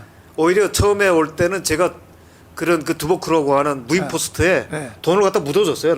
딴 사람 쓰라고. 다른 사람 쓰라고 거꾸로. 그때 5만 불 갖다 묻었습니다. 5만 불? 예, 그때 돈으로 5만 불이면 뭐 이야, 큰 돈이네. 그때 지금은 한 3,500만 원, 한 4천만 원 정도 아니 됐고요. 5억이야 5억. 90년에 네. 그때 그 돈이면 뭐 이야. 지금은 뭐 어마어마하게 큰 돈일 겁니다. 그렇구나. 그때 5만 불 갖다 저 서울에다 갖다 묻어줬습니다. 근데 간첩들끼리 김근 선생님 예. 교육을 그렇게 해요. 서로 간첩들끼리 돈 나눠 쓰는 건 디보크에다 묻어놓고 저 가르쳐주고 그렇게 아니 해요. 이제 목사님 그걸 알려야 돼요. 앞에서도 말했지만 공작원들은 저희끼리 어쩌고 저쩌고 못한다고. 이제 김동식 선생이라면 출발할 때 너 이번에 가서 60일 동안 체류하라. 내가 할 과업은 뭐다. 그 과정에 어디다가 뭘 하고 하라. 하면 이제 말한 5만 달러 뭐 이런 거는 지도부에서 지시한 거지요. 그러면 오늘 말고 예. 우리 김동선 선생님하고 김국성 선생님하고 만난 적이 있었어요? 저 국가안보전략연구원에 있을 때 예. 그때 그때 같이 있었습니다. 아, 같이 예, 있었구나. 예. 안 그러면 내가 나한테 한탕 내라고 하려고 그랬더니 오늘 내가 만나게 해드린 거에 예, 대해서 예. 그러면은 이제 전향하기가 2년 지난 뒤에 부모님들이 형제들이 처형됐다는 말을 듣고 예. 나는 그때 이제 대한민국에 살아야겠다. 네. 이제 전향을 했다. 그 후에는 어떤 삶을 살았나요? 이제 제가 지금 근데 오신 지가 몇 년 됐어요 지금? 지금 30년 됐습니다. 아 30년. 30년 됐는데 네. 그때가 97년 제가 95년도 잡혀서 그렇게 이제 마음을 바꿔먹은 게 97년도고 그 다음에도 저는 계속 잡혀 있었어요. 아 그래서 3년 반을 잡혀 있었습니다. 3년 반을. 그래서 99년도에 네. 99년 그때가 3월달에 이제 그때 3년 반 동안 잡혀 있다가 사회로 나왔습니다. 지금 일반 그 탈북자들처럼 아파트 안 줘요? 그때는 제가 어디를 들어갔냐면 지금으로 얘기하면 방첩사령부 아. 거기에 제가 특채가 돼가지고 오. 공무원으로 특채가 됐습니다. 공무원으로. 그래서 거기 들어가서 분석관을 했습니다. 그래서 그때는 그 방첩사에 들어가다 보니까 군인들 관사에 들어가 살았어요. 저는 이제 탈북자들처럼 이제 임대 아파트 산 게 아니고 네. 처음부터 군인 관사에 들어가 살았습니다. 그럼 거기서 활동하실 때 네. 이렇게 딱 보면 간첩이 눈에 보여요? 그게 그거 볼 것 같으면 뭐 이미 다 잡았겠죠. 정말 뭐 저도 그랬지만 평범합니다. 우리 저 선생님이 그 완전히 그 잡힌 거에 대해서도 국정원에서 비밀로 할 거 아닙니까 일단은? 아니요 비밀이 아닙니다. 아니요. 저 이 기자회견까지 다 했는데요. 아니 역으로 이용하기 위해서. 아니 저는 워낙 크게 총소리를 내고 잡혔기 때문에 네. 요거는 조용히 잡아야 이용을 하는 거지. 아. 저는 뭐 세상에 다 광고하고 잡혔으니까 이용을 못하죠. 하고 싶어도. 그러면 저 지금 현재 탈북자가 34,000명이잖아요. 네. 그 탈북자 34,000명을 그 사람들이 생각을 돌이키기가 어렵더라고 보니까. 네. 다시 북한으로 올라간 사람들이 뭐 30몇 명이 넘잖아요. 아 예. 다시. 예. 그러니까는 이게 이제 자본주의하고 북한 공산주의하고 살기가 서로 차이가 나니까 네. 북한은 그냥 가만히 있어도 그냥 뭐 임무만 때우면 뭐 먹을 거 주고 그렇게 하는 거 아닙니까? 예, 예. 아. 그러니까 자본주의는 자기가 애를 써야 되잖아요. 예. 그러니까 그 후에 30년 동안은 어떻게 살았어요? 저는 이제 이게 공작원들 같은 경우에는 예. 북한의 일반 주민들하고 좀 다릅니다. 아. 왜냐하면 저희한테는 상당히 그 자율권도 줘요.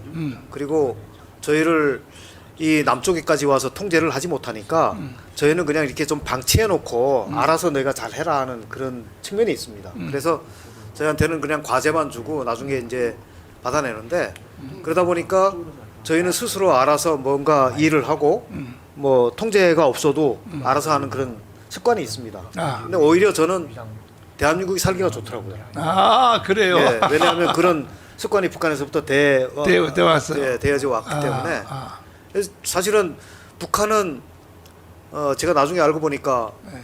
저처럼 열심히 목숨을 내놓고 일했는데 보상이라는 거는 정말 보잘것도 없고 잘못하면 뭐 아까 처형돼 버리고. 그렇죠. 네. 그래서 오히려 남쪽이 저한테는 체질에 맞았던 것 같아요. 아. 그래서 뭐 이때까지 이제 그 방첩사 쪽에 있다가 국정원 산하에 있는 국가안보전략연구원에서 또 연구원도 하고 그랬는데 뭐 지금도 그렇고 오히려 여기가 대한민국이 더 저한테는 살기가 좋은 것 같습니다. 저 총 맞은 왼편 다리 그 비 올 때 막 쑤시거나 그런 거 없어요? 그런 거는 없습니다. 아이고 다행이네. 왜냐하면 네. 요게 그 의사가 하는 얘기가 뼈를 조금이라도 건드렸으면 다리를 잘라야 된대요. 어허. 그런데 저는 종아리에 살만 통해. 근육만 딱 관통을 했어요. 근육만. 네, 그러니까 이제 가장 많이 쓰는 근육이 관통이 되다 보니까 아마 퍽 거꾸로진 것 같아요. 이거 굉장히 외람된 말씀인데 이해하시고 들으시고.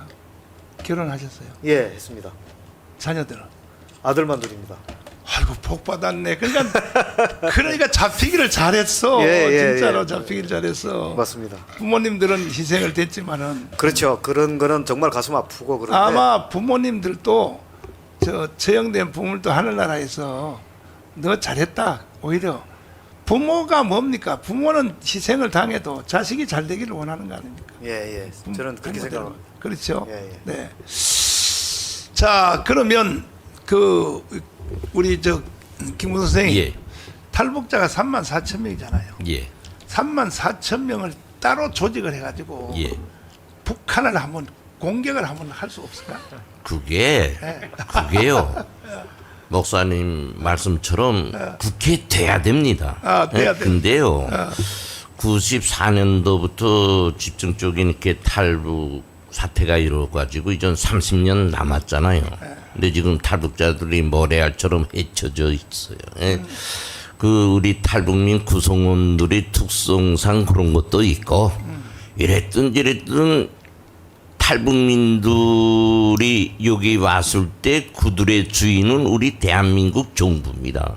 하면 이 정부가 북한을 똑똑히 알고 탈북민들에 대한 어떤 정책을 해서 탈북민들이 하나의 조직에 뭉쳐가지고 내내 내가 말하지만 반 김정은 반 북한 정권 반 좌파 세력과의 투쟁에 투사로 세울 수 있는가 1인 돼서 생각이 모자라요. 그래서 지금 우리 탈북민들 보면요 앞에서 말한 것처럼 모래알처럼 헤쳐져 있습니다. 목사님께서 생각하시는 것처럼 그거를 쉽게 하나의 조직에 만들기 대단히 힘듭니다. 제가 지금 알고 있는 데는.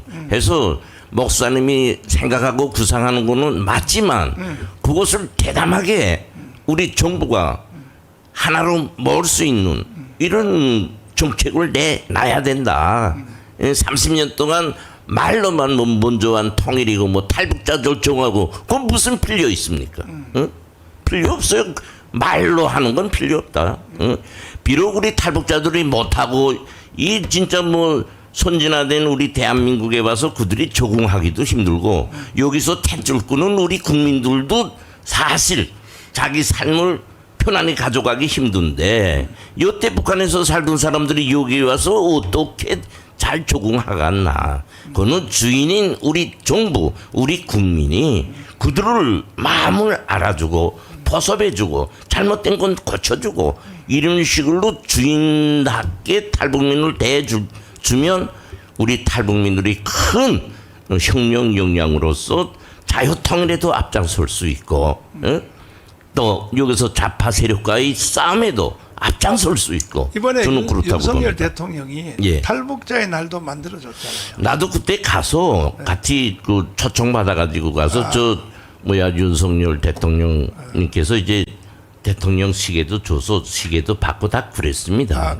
그런데 제가 말하는 거는 이렇게 그저 탈북자 절종했다는 의미는 그 의미가 있지 실체는 아니다. 실제 30년 동안 우리 탈북자들을 먹기 위한데 결함은 뭐고 그렇게 못하는 원인은 뭐고 이런 걸 정말 피부로 느껴가지고 나서는 사람이 있어야 되겠는데 너무나 선님적이에요 우리 정부가. 그래서 이거는 꼭 좀 시정해 주면 시간 좋겠다. 관계상요? 예. 현역 군인, 예. 그다음에 남자 군인, 여자 군인, 예. 군인 하다가 탈북한 사람들이 많이 있잖아요. 예. 예. 근데 그 사람들만 조직해가지고 예. 특수부대를 만들 수 없을까? 그 특수부대가요 효력 못 냅니다. 효력 못 내. 그저 방송들 나와서 어쩌고 저쩌고 그러는데요. 그다음에 다시 이제 예. 시간 관계상 빨리빨리 질문해야 예, 되니까 예. 우리도 북한에 심어놓은 휴먼트가 있을까? 없습니다. 없어요. 없어요. 외부에 나온 사람을 흡수해서 간접적으로 이용하는 사람이 있는데 그 사람 역량으로 북한에 가서 그 사람은 이제 어느 때든 북한에 두간단 말이에요. 네. 그런 사람들을 통해서 북한의 최고의 수뇌부나 고위급 정보 이런데 접근 못해요. 휴먼트가 잡힐까봐 일부러 그렇게 말씀하시죠. 아니 진짜로요. 이제요. 이거 이렇게 말하면 좀 우리 국민들한테 이제 내가 욕 먹을 수도 있고 네. 실망할 수도 있는데요. 북한이라는 그 사회의 시스템이요. 외인 한 명이 와서 발붙일 수 없는 시스템이에요. 김대중 정부 전에는 많이 있었다 그러더라고. 그거는요 우리가 하는 말이고요. 우리가 하는 말이고 그러면 북한이 이 80년 동안 존재 못합니다. 이건 우리 그대로 받아들여야 돼요. 나는 이제 목사님이 말씀에서 제가 우리 국민들에게 좀 깨우치고 싶은 것은 내 자꾸 저 광화문 나가서도 굽니다. 맞아. 북한이 못 먹고 못 산다고 해서 허술이 보지 말아라. 응? 북한 김일성 때로부터 붕괴된다 한 게 30년이에요. 그러나 오늘의 현실은 북한은 뭐냐? 자기네들이 말하는 정치 사상적 수령 중심의 정치 사상적 통일에다가 플러스 핵무력으로서 국가를 버팀하고 있는 거지요. 네. 그러니까 지금에 와서 북한은 핵무력 중심의 대한민국 적화 공작의 최전성기를 지금 내다보고 있는 거예요. 응? 이런 위험한 사태에 있다는 걸 우리가 알야지. 자꾸 우리를 못 보고. 제가 빨리 못 예. 물어보면 시간 관계상 조선족들은요 북한에 갈 수 있어 없어요? 오지요. 오나 뭐 이거 이렇게 말하면 또 실수인데 조선족이요. 북한에서는 조선족으로 안 봅니다. 위험 인재로 봐요. 그 정도로 북한 시스템은 강렬합니다. 응? 우리 지금 내가 여기서 말하는 것도 그래요. 아까 저 한명숙이도 나오고 뭐 들어 나오는데 역사로 보면 통일혁명당부터 지금까지 우리는 그 뿌리를 아직까지 숙청 못하고 있다고 해요. 말로만 하지. 그러니까 북한의 대남 적화 공작은 충분히 숨쉬면서 이렇게 오늘과 같이 적화화한 거예요. 왜 우린 말로만 하나고요? 숙청할 건 숙청해야 된다고. 응? 북한은요 체제 보장을 위해서는요 씨다고 안 남기게 말끔히 숙청해버려요. 응? 자 저기 유동열 교수님. 북한에 휴먼트 있어 없어요? 지금 이제 저도 그 극비 작전일 제가 알 수 있는 위치가 아닙니다. 다만 전직 안기부나 국정원의 고위 간부들 얘기하면은 있는데 우리 요원이 직접 들어갔다 나오는 것은 아니, 조선족을 통해서. 잠깐요. 단기 공작하는 거고요. 조선족이 아니라 북한에 있는 주민을 포섭해 가지고 그걸 통해서 정보를 입수하고 그러는 거지. 직접 침투해서 하는 경우도 있지만 그것은 제가 그 대한민국에서 알 수 있는 사람 직접 대북 공작하신 분 아니면 알 수 없죠. 그래서 저도 목사님, 자신 있게 제가 말씀을 이 못 드립니다. 문제는 정확히 말하겠어요. 내가 이거 뭐 남북 싸움이 아니고 우리 국가를 위해서 말하는 겁니다. 이제 그처럼 허상적인 개념 갖지 말라고. 북한엔 없다고 절대로. 특히 거액급 조선노동당 중앙위원회 뭐 경호실 비롯한 당기관 없다고. 단지 해외에 나와 있던 뭐 외교관들 또는 뭐 무역 대표들 이런 걸 흡수해 가지고 그를 통한 무슨 정보를 가질 뿐이죠. 근데 그 사람들은 북한에 들어가면요 이제처럼 그 당 깊이 수뇌부 깊이 접촉할 수 없는 사람들이에요. 응? 자, 우리 저 김덕기 선생님, 예. 지금 저 러시아한테 12,000명을 보냈잖아요. 네, 김정은이가. 예, 그렇습니다. 그 중에서 언론에 의하면 3,000명이 전사했다 그래요. 근데 4명이 생포됐다 그래. 아, 그 4명한테 그 했더니 어디로 가겠냐 하면 북한으로 가면 어차피 죽으니까 또 자기가 생포되기 때문에 부모님들도 이미 처형이 된다. 네, 그러니까 목적지를 다 대한민국으로 가겠다. 예, 예. 4명이. 이래서 이제 외교부가 받아 준다고 그렇게 이제 얘기했는데 그 3,000명 그 저기 러시아에다가 왜 보냈어요?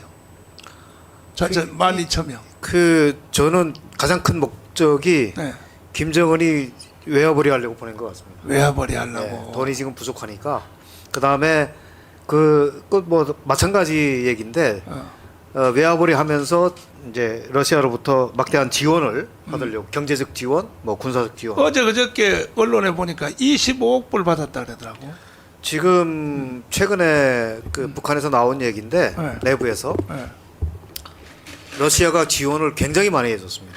그래서 특히 이제 그 기름, 중유 아, 이거를 지원을 많이 해줘서 지금 북한에 있는 발전소가 그 풀가동하고 있고요. 아, 그래서 전기가 지금 잘 들어오고 그 다음에 주민들의 어떤 그 식량 문제도 많이 이제 완화가 된 거로 그렇게 지금 들려오고 있습니다.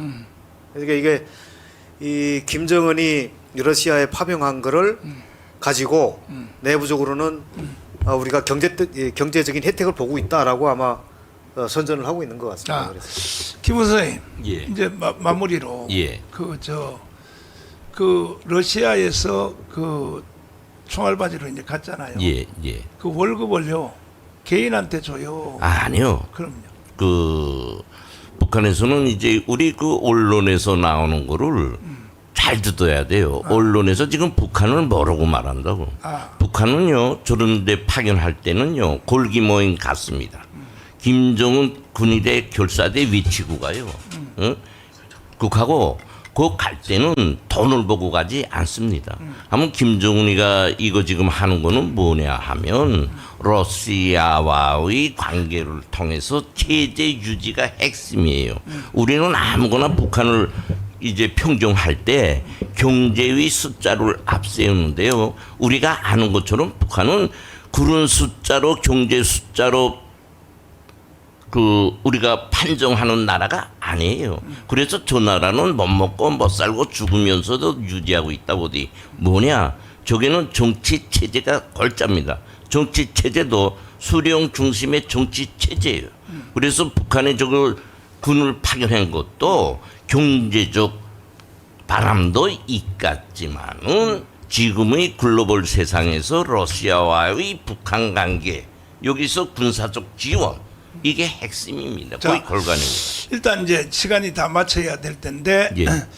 현재 지금 저 고정 간첩 더하기 뭐 모든 간첩이 예. 몇 명이나 있을까 한국에? 제가 말하는 것처럼요. 저 해방돼서부터 지금까지 파견한 게 북한 그 정보기관에는요 자료적으로 15만 명이에요. 아, 15만 명. 내가 뭐 내 머리로 지어내는 말이 아니고 자료적으로 딱 집합돼 있어요. 근데요, 자꾸 내가 말합니다.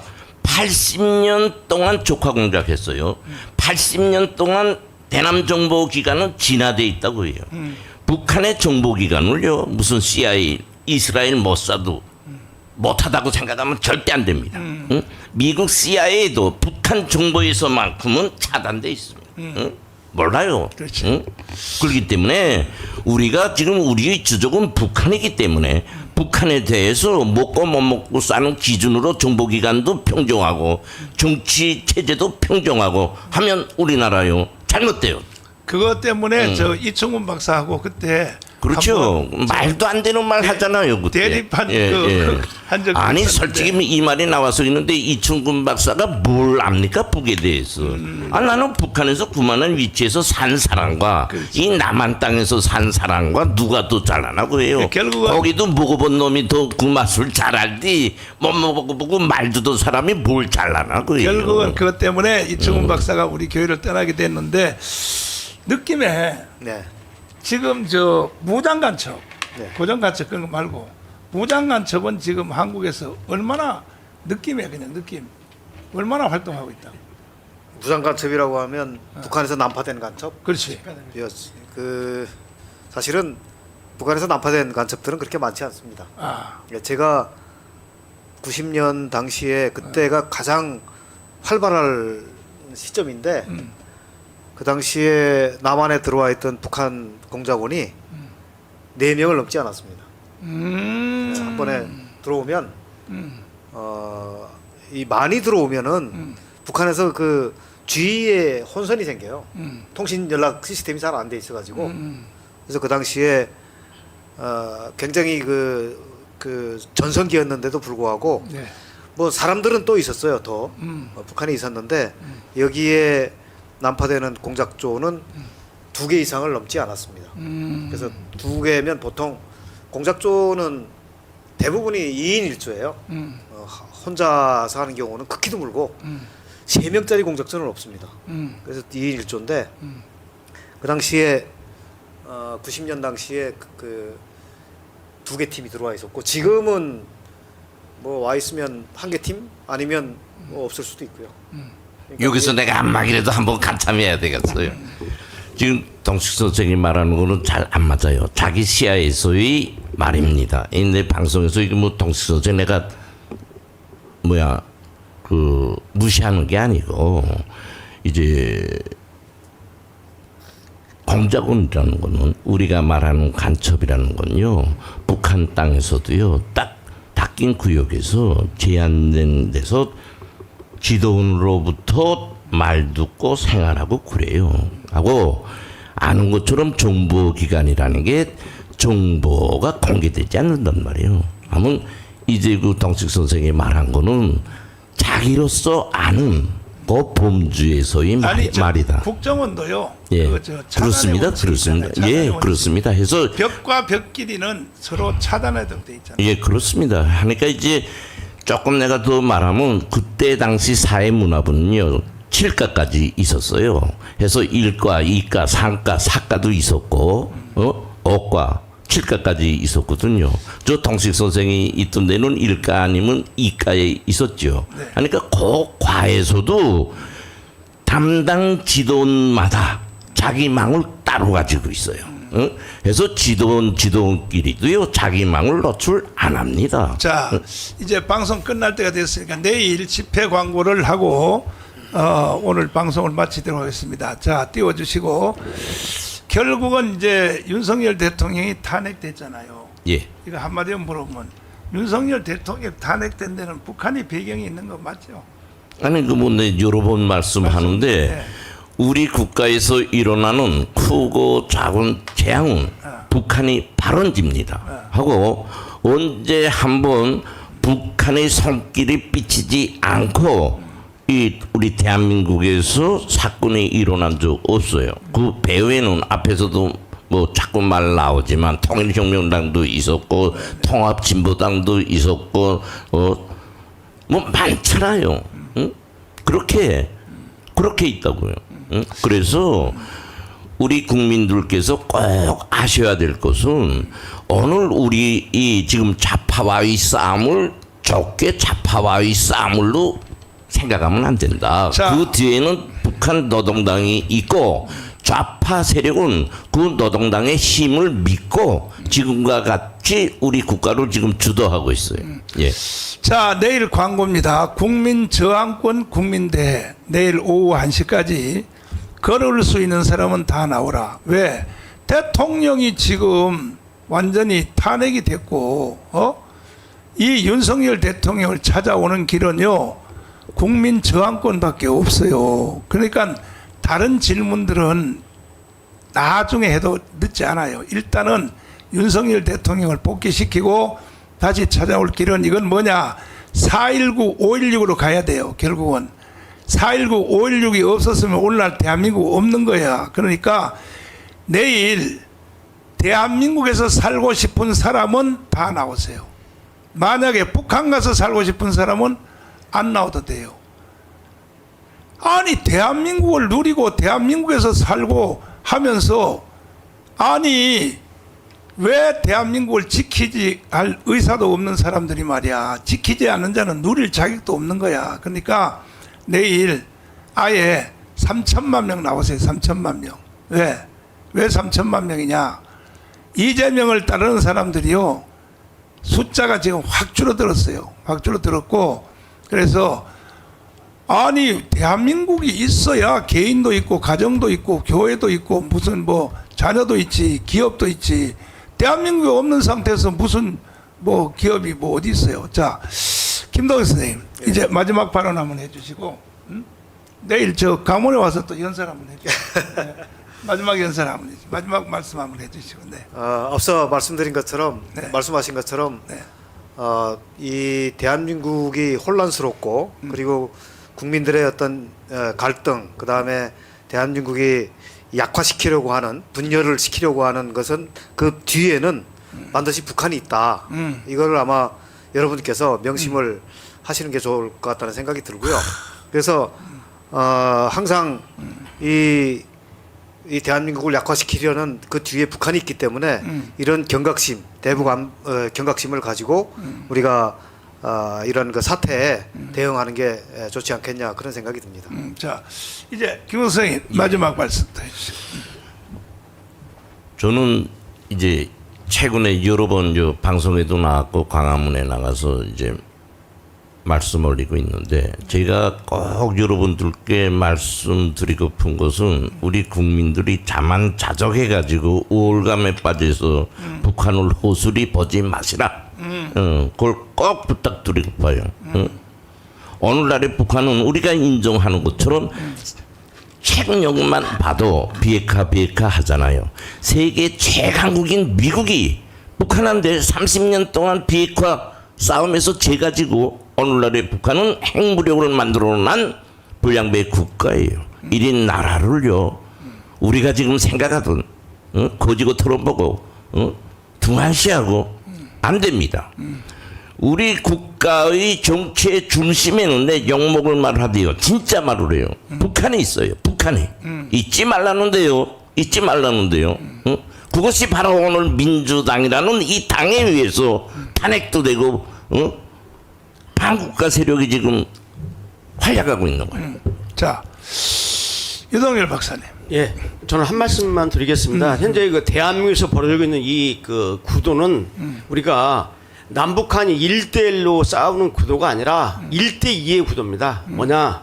대한민국 때 북한 플러스 종북 자익 세력. 그러니까 이 종북 자익 세력은 그 상급자가 북한입니다. 그러니까 우린 1대2의 싸움을 하고 있는 겁니다. 맞아. 그래서 이 북한도 북한의 그 직접 사령탑도 날려야 되고 우리 내부에적인 북한의 조종하에 움직이는 이 종북 좌파 세력과의 1대2의 싸움이라는 것만 제가 말씀드리겠습니다. 예. 황교안 장관님. 이건 한마디 나하고 토크하고 그다음 마지막 말씀해 주신데, 북한하고 한국하고 전쟁하면 누가 이겨요?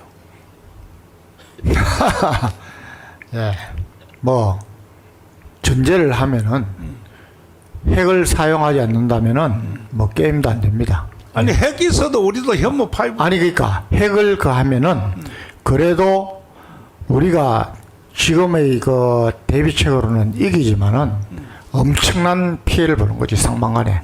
어떻게 보면은 뭐 인류 멸절도 있습니다. 그러니까 이런 것 만반의 대비를 해야 됩니다. 그럼 마지막 발언해 주세요. 오늘 저는 또 김동식 박사님 또 이제 직접 이렇게 갔으니까 너무 좋습니다. 우리 뭐 김국성 선생과 또 유동열 원장은 항상 우리한테 경각심을 주고 일깨우는 분들인데 본래 우리 386 아주 머저리 같은 놈들 책으로 배우면은 다 공산주의자가 됩니다. 근데 삶으로 배우면은 절대 공산주의자가 되지 않는다는 말이 있습니다. 그래서 정말 이 전 세계에서 가장 편하고 잘 살면서 이 나라 걱정 안 하고 애국심이 조금이라도 없고 이렇게 무관심하면 안 됩니다. 예, 정말 이번에 나라가 정말 깨어나야 됩니다. 예, 우리 전부 함께 나라 깨우는 일 합시다. 김 선생님, 예. 그때 저하고 같이 미국 가봤잖아요. 예, 예. 미국보다 한국이 더 잘 살잖아요, 솔직히. 그렇죠. 말이 미국이디요. 삶의 질은 우리 대한민국이 최고, 하이클래스입니다. 네, 정말 살기 좋고 저도 이제 북한에 있을 때 소유롭을 비롯해서 못 가본 나라 없어요. 많이 다녀봤군요. 오늘 요 대한민국에 와서 뭐 다니는 횟수가 적지 거기서 많이 다녔어요. 근데 요 우리 대한민국에 와서 제가 체감하는 거는 정말로 우리 대한민국이 살기 좋고 공기 좋고 이 뭐야 체제 저 안전이 아주 잘 보장되고 대통령도 탄핵시키고. 예, 근데요 그거는 결함입니다. 예, 그 우리 국민들 잠깐 한 말씀 하겠습니다. 이제 대통령도 탄핵시키고 이걸 민주주의로 표방하는 게 잘못된 거예요. 맞아요. 아무리 자유민주주의 체제다 해도 자유민주주의적 법적 원칙에 토대한 자유가 필요한 거지. 우리 것처럼 이승만, 박정희 모든 보수 대통령들 전두환, 노태우, 박근혜, 이명박, 오늘은 윤석열까지 우파 대통령 하면 다 깜방행이. 맞아요. 그러나 대통령 했던 사람이 자살했는데 영웅으로 떠오르는 게 대한민국이에요. 이거는 우리가 뭐를 알려야 되나? 이것이 바로 대통령이 정말 잘못해서 깜방에 가고 탄핵을 맞느냐? 이게 한번 우리가 돌이켜서 정말 심사숙고해서 평정해 봐야 할 일이다.